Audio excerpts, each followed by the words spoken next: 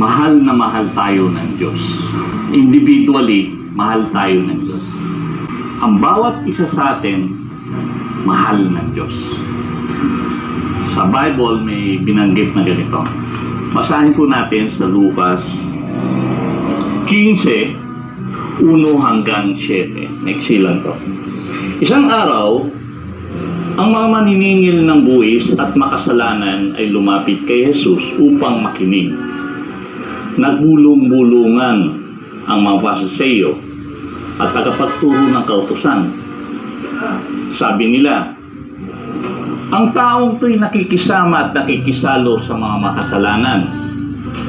Verse 3, dahil dito sinabi sa kanila ni Jesus ang talinhagang ito, kung ang sino man sa inyo ay may 100 tupa at nawala ang isa, ano ang gagawin niya?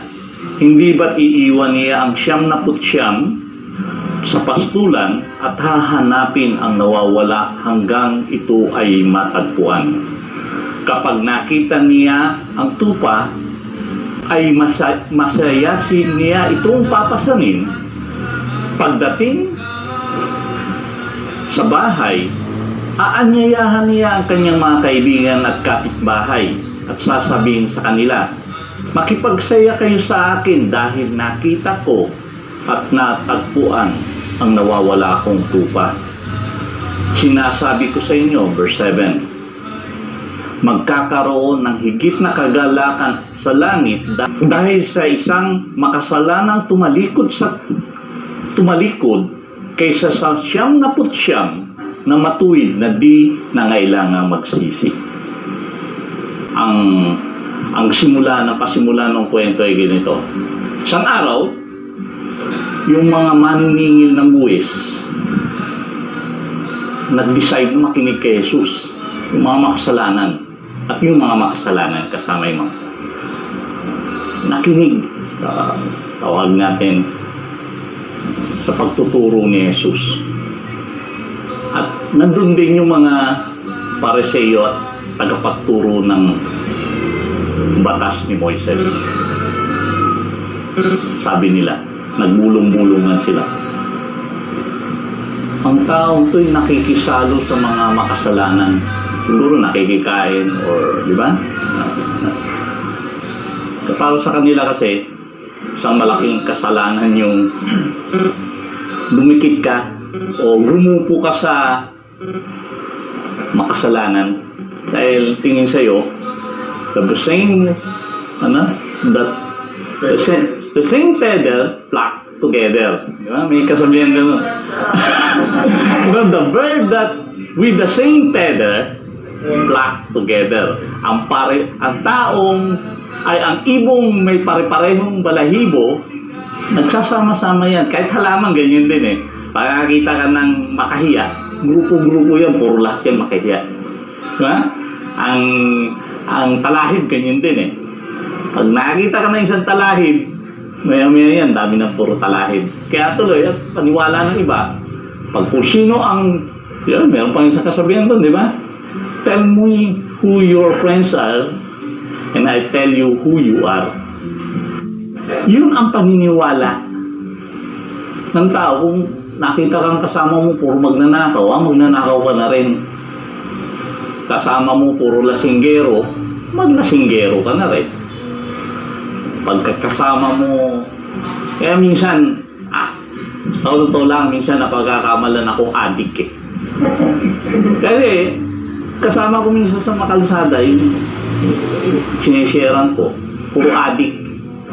Siguro adik yan.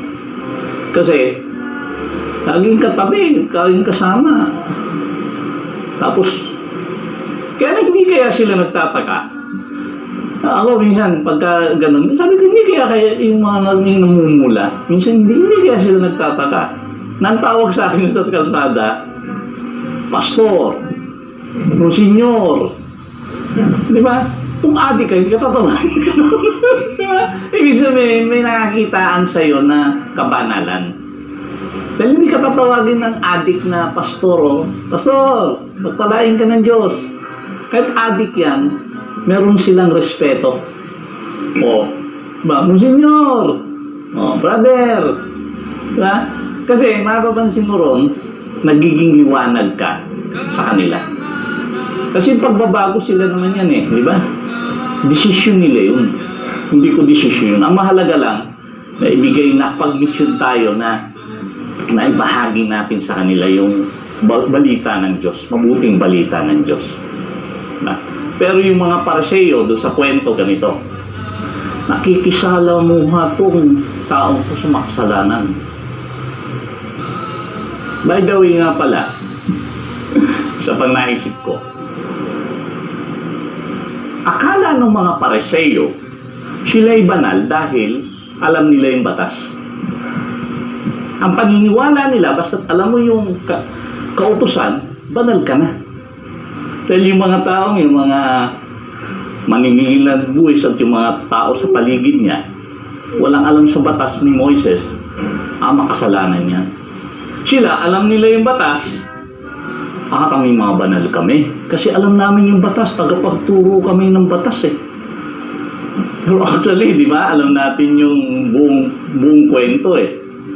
May mga Pariseo, ang kasalanan nila sa loob, sila yung tunay na makasalanan.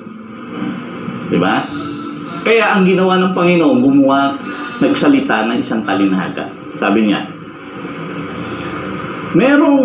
kung merong isang tupa mo ang nawala, hindi ba't iiwanan mo yung 99 at hahanapin mo yung isang nawawala? Una-una makikita na rin natin doon, mahalaga ka sa Diyos. Individually, kung ikaw nawala, hahanapin ka ng Diyos. Dati kang nandun sa loob, dati kang nag-aaral, dati kang Kristiyano, at naaliw ka doon sa kagubatan, naligaw ka, naaliw ka sa kadiliman, bumalentong ka. Di ba? Tawag mo yun, bumalentong eh. Nag-tumbling ka sa labas. Then, naaliw ka na ron. Nakita ka, kulang ng isa. 98, 99, oops, wala. Ang isa. Hahanapin niya yung isa. Iiwan niya yung 99 at hahanapin niya yung isang nawawala. Bakit? Mahalaga ka sa Diyos. At hindi siya titigil hanggang hindi ka niya nakikita. Nakalagay yun doon sa binasa natin. Araw at gabi, hahanapin ka niya. Pupunta yan sa Makapagal, pupunta yan sa ilalim ng tulay ng Nagtahan, pupunta yan sa Quiapo, baka nandun na, pupunta yan sa Calao, sa Pasay, nakita ka lang. Dahil bakit? Mahalaga ka sa Diyos eh. Hindi siya titigil hanggang hindi ka nakikita. Ay ba? Sasabihin, hayaan mo na yan. Swail yan eh. Hayaan mo yan. Adik na yan eh. Ay, hayaan mo na yan. Kung ano na pinagagawa niya sa buhay niya eh. Tumambling na yan eh. Pero ang Panginoon, mahal ka ng Panginoon. Mahalaga sa Panginoon. Hahanapin ka niya. At pag nakita ka niya, nandiyan ka pala. Dadamputin ka ng Panginoon. Eh, ikaw naman, ayaw mo pa. Takbo ka na naman. Pinapagod mo Panginoon. Hahanapin ka na naman ng Panginoon. Nakita ka na naman. Takbo ka na naman. Minsan ganun tayo eh, no? Nakita ka na ng Panginoon.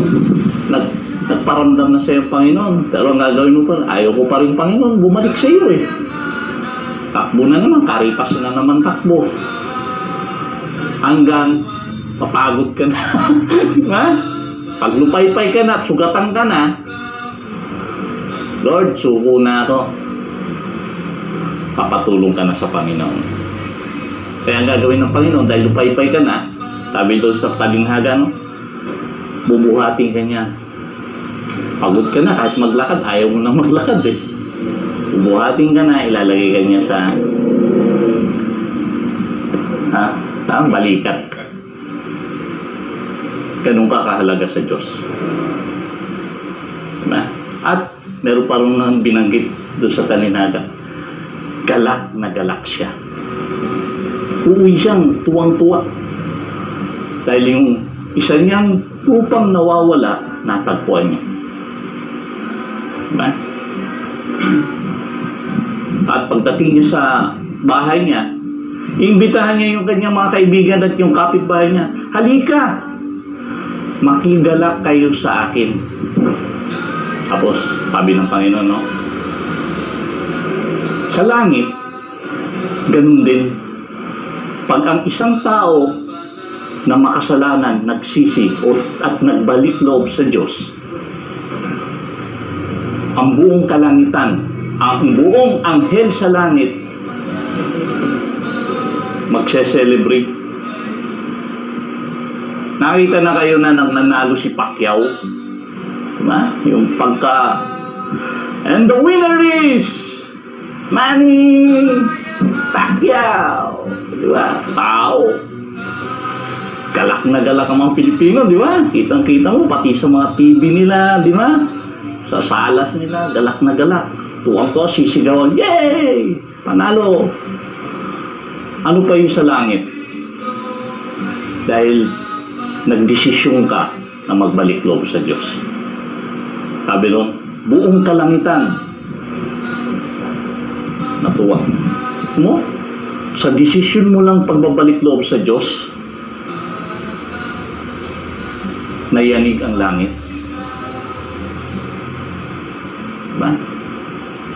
Buong kalangitan tuwang-tuwa. Dito, kung nakita, balik loob ka, dito na yan. Di ba? Ano ba? Ayan lang. Anong halaga nun? Diba? Wala kang makikitang nagalak dito sa lupa nung nagbalik loob ka sa Panginoon. Pero buong kalangitan, sabi ng Panginoon, galak na galak. Dahil bakit? Ganun ka ka-importante sa Diyos. Ganun tayo ka-importante sa Diyos. Birthday nga natin, minsan walang makakaalala sa atin eh. Walang nagagalak sa birthday natin. Pero nung magbalik loob tayo sa Diyos, buong langit nagalak. Yun lang po.